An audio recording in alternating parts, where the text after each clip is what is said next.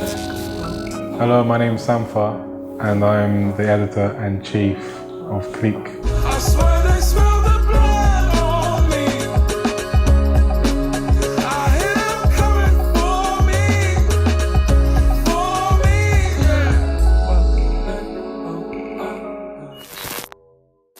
I click on Basement Jaxx's album called Rooty.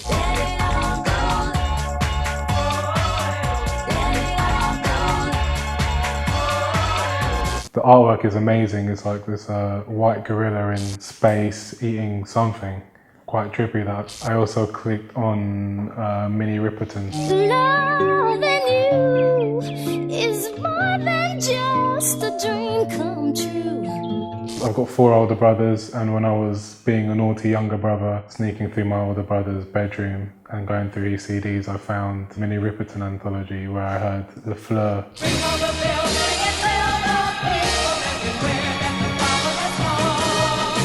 I hadn't heard anything like that harmonically, and that was like a completely new thing to me, a new texture. I think it just awakened a bit more of my love and passion for music, really.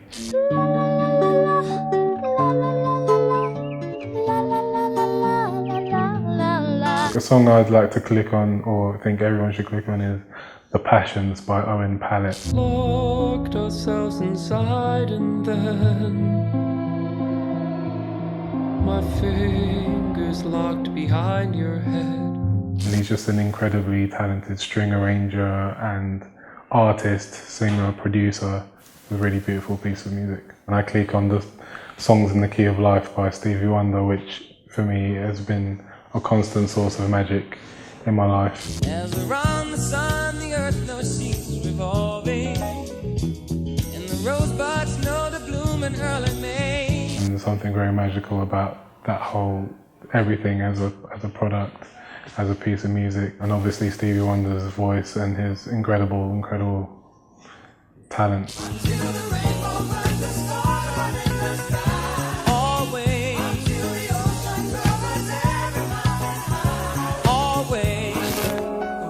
I click on The Matrix. Have you ever had a dream, Neo, that you were so sure was real?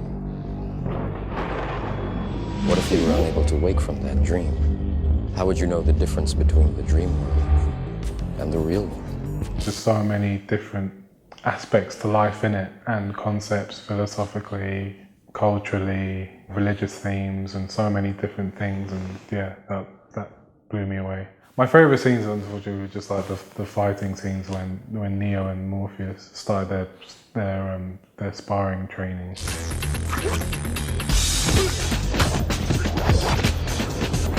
It looked lovely, it looked beautiful, really. I click on Birdman. You wrote this adaptation? I did, yeah. And you're directing and starring in your adaptation. That's ambitious. Are you afraid people will say you're doing this play to battle the impression that you're a washed-up comic strip character? Absolutely not. That's why 20 years ago I said no to Birdman 4. Hold the man's law. You do Birdman 4. Now you're about to destroy what's left of your career. I just loved the aesthetic of it and the music. I loved the dreamy imagery, and That's what I'm talking about. I thought it was quite sort of poetic. I click on 2001: Space Odyssey.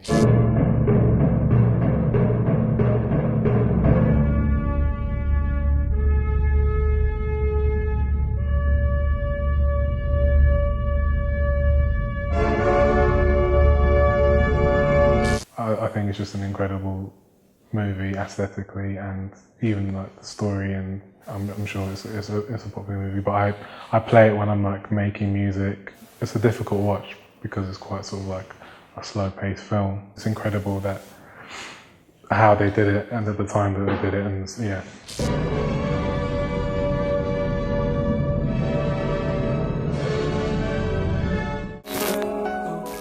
I click on The Century of the Self, a BBC documentary. This is the story of how Sigmund Freud's ideas about the unconscious mind were used by those in power in post-war America to try and control the masses. At the heart of the story are Sigmund Freud's daughter Anna and his nephew Edward Bernays, who had invented the profession of public relations. It all starts with the guy who's kind of known for sort of inventing public relations, I'd say. Basically, he talks about how he used his uncle's sort of theories and ideas. What they both believed was that underneath all human beings was a hidden, irrational self, which needed to be controlled, both for the good of individuals and the stability of society. Him applying that to big corporations and politics, so I guess the idea of manipulating the masses. He showed American corporations for the first time how they could make people want things they didn't need by linking mass-produced goods to their unconscious desires. It's a really interesting documentary, and it kind of explains a lot of sort of the world around us now, even today, and a lot of those kind of ideas are really sort of entrenched in advertising today, even in things you see.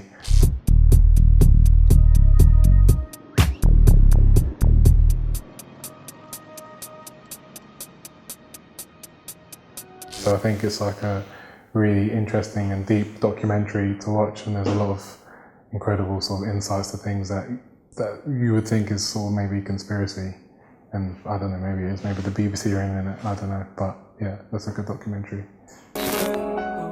I click on the Tibetan book of the living and dying, which was a book that was given to me recently. It basically talks about life and death and that process through the lens of like Tibetan Buddhists, the sort of way they sort of teaching you their sort of Eastern method of viewing it, and through, you know, spirituality and meditation and stuff like that. Okay, simply empty your mind. Breathe.